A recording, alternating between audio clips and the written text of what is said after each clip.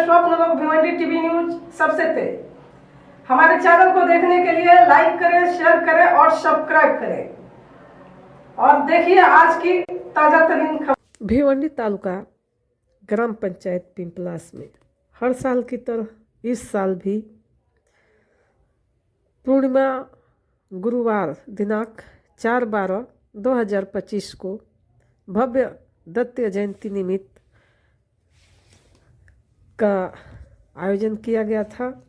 हम आपको बता दें कि समस्त ग्रामस्थ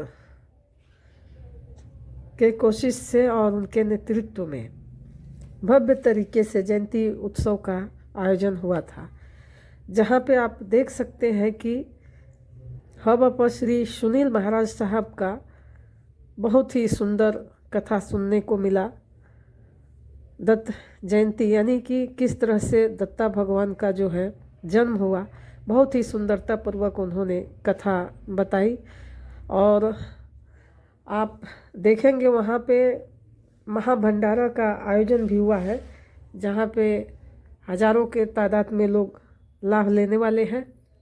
और हम आपको बता दें कि हर साल दत्ता जयंती बड़े ही भव्य तरीके से मनाई जाती है, जहाँ पे आप देख सकते हैं गांव के ज्येष्ठ श्रेष्ठ मंडली यहाँ पे उपस्थित है सब लोग, और सबके नेतृत्व में है ये कार्यक्रम संपन्न होता है। तो चलिए हम सुनते हैं महाराज जी को। और हम आपको बता दें कि भव्य पालकी का भी आयोजन होता है, बहुत बड़े तादाद में जो है गुरुदत्त जयंती मनाई जाती है। यहाँ पे देख रहे हैं कि किस तरह से जो है तैयारी हो रही है भंडारे की, जो कथा समाप्त होने के बाद से भोजन सबको मिलेगा। तो चलिए हम सुनते हैं महाराज जी को। और आप देख सकते हैं कि बहुत सारे लोग जो है वहाँ पे महाराज जी से जो है माला पहने हैं, वो आज से अभी अपना जीवन शैली बदल रहे हैं। वो भी आप हमारे ये चैनल के माध्यम से थोड़ा सा दृश्य देख रहे हैं। तुलसी माला परिधान करून वारकरी संप्रदायामध्ये प्रवेश केलेला आहे। सर्वांच्या वतीने त्यांना खूप खूप शुभेच्छा। रामकृष्ण नावाचे थोर संत यासाठी त्यांनी अविरत असा संन्यास धर्म स्वीकारला आणि आपल्या या परिसरामध्ये धर्म जागृतीचं असं कार्य ज्यांच्या करकमलाने सुरू आहे।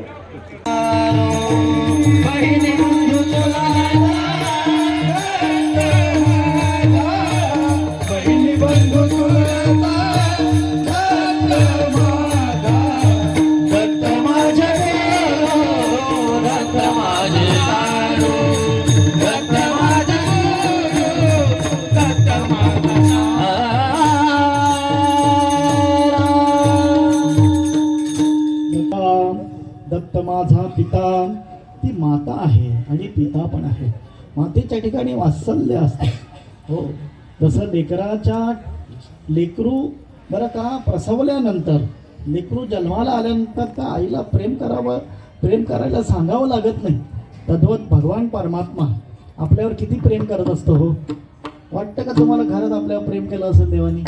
मला वाटतं, मला खात्रीपूर्वक वाटतं प्रत्येकावर गेलं, तुमच्यावर गेलं, माझ्या गेलं हो। मी प्रमाण देऊन सांगेन, बाला दुधा कोण करीतो उत्पत्ती, वाढवी श्रीपाती सवेदोनी। एवढे मोठे झालो ना आपण तिच्या दुधावर झालो हो। पण तिचं दूध आपण तिच्या गर्भात आहोत तर आपली व्यवस्था आहे। आईच्या गर्भात आपलं निर्मिती झाल्यानंतर, ते बीजारोपण झाल्यानंतर माऊली, आणि तर आपण बाहेर येण्याच्या अगोदर दूध ह्याच्यासारखं आणखी कोण प्रेम करेल आपल्यावर? म्हणून ती माता आहे, लक्षात ठेव। आपल्या जन्माच्या अगोदर आपली व्यवस्था करते, म्हणून ती माता। विठाल विठाल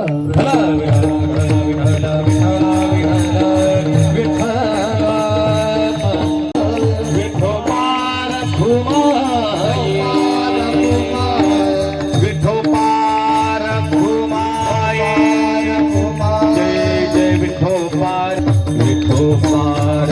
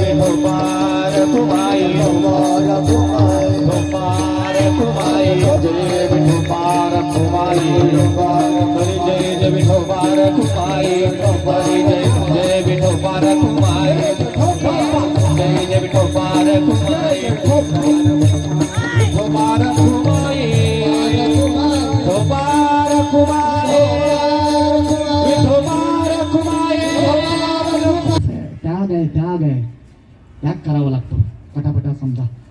आणि मग म्हटलं काय हरकत नाही, तुम्ही देव आलात ना, आता त्यांच्यामध्ये अचाट शक्ती साधूकडे असते, निरपेक्षता असते, निष्कामता असते.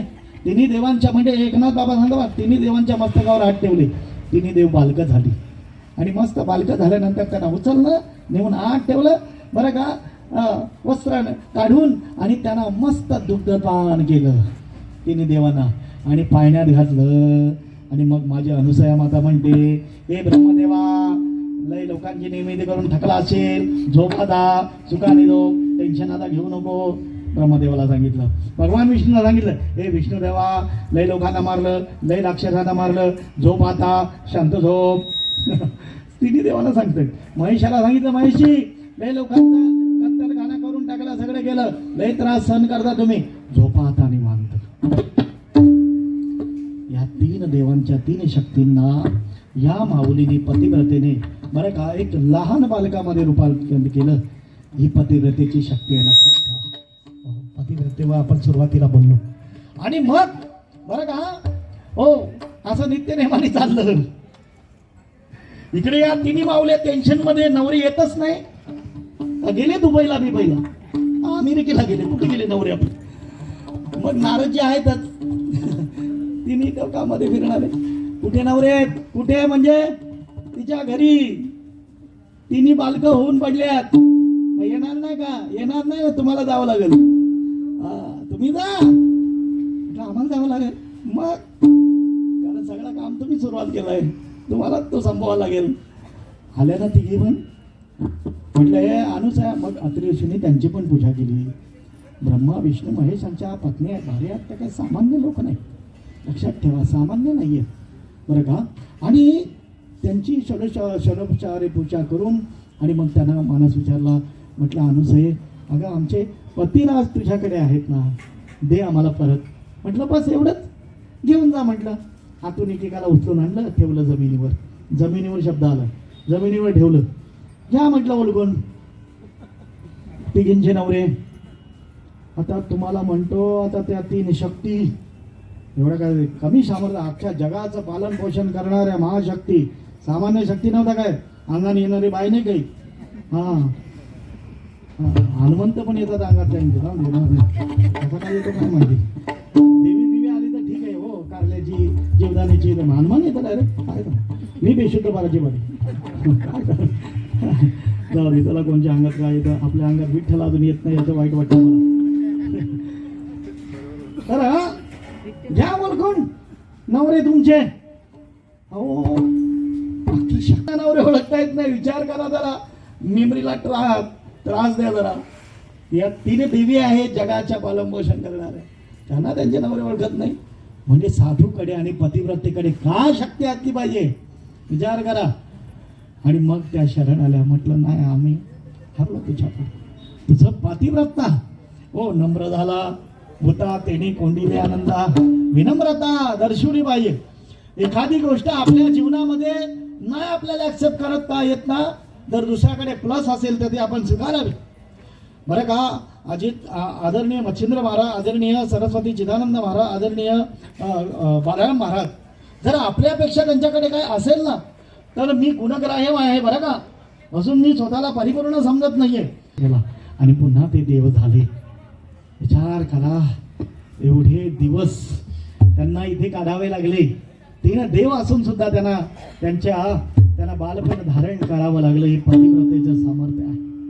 आणि मग तिन्ही देवाने सांगितलं, अनुसये काय पाहिजे तुला सांग. आता इथे पण मोठा बरं का मुद्दा आहे की साधू कशा असतात, निरपेक्ष, काही नको देवा, आम्हाला सगळं काय आहे आमच्या आश्रमामध्ये. मातृत्व आता तुमच्यामुळे निर्माण झालं, ते पूर्ण करावं असं इच्छा आहे. कारण तसं दोन परावाद आहेत, दोन्ही एकनाथ महाराजांचे आहेत. तसं अनुसया आणि अत्रुषीना पहिला दुर्वास, एक आरमया आणि एक दुसरी काय तीन मुलगी, अशी 3 मुलं होती आणि एक चंद्र, बरोबर ना. 4 मुलं होतीच त्यांना. आणि 5वा हा दत्तात्रय भगवान. पण जेव्हा बरं का यांनी इच्छा केली तेव्हा एकनाथ महाराज म्हणतात की मातेने इच्छा केल्याबरोबर तिन्ही शक्ती एकवटल्या आणि मातेच्या करकर्मावर दत्तात्रयांची मूर्ती निर्माण झाली. बोलो दत्तात्रय भगवान की. आणि एक म्हणजे बरं का दुर्वास म्हणजे महेशाचा अवतार, ब्रह्मदेव म्हणजे चंद्र बरं का चंद्र, आणि भगवान विष्णू म्हणजे दत्तात्रय. असा एकनाथ महाराजांचे दोन्ही एकनाथ महाराजांचे प्रवाद आहेत. आणि असा हा दत्ताचा अवतार. दत्त शब्दाचा अर्थ मी सुरुवातीला सांगितला. दत्त म्हणजे देणे बरं का, दत्त म्हणजे देणे. 3 देवांनी दिलेला हा प्रसाद बरं का त्याला म्हणतात दत्तात्रय. आणि असा दत्तात्रयांचा अवतार त्रेतायुगामध्ये झाला.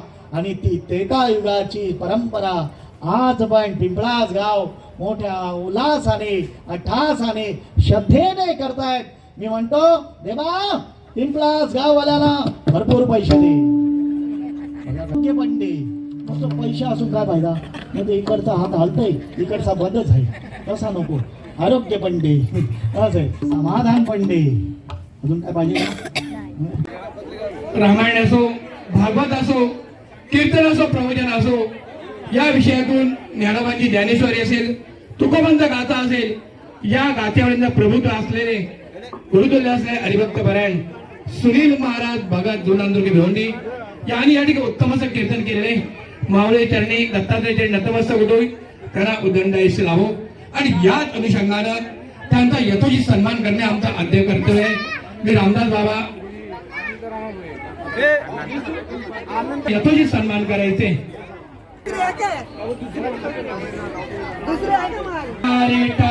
श्री ज्ञानदेव तुकाराम पंढरीनाथ भगवान की जय. मौली ज्ञानेश्वर महाराज की जय.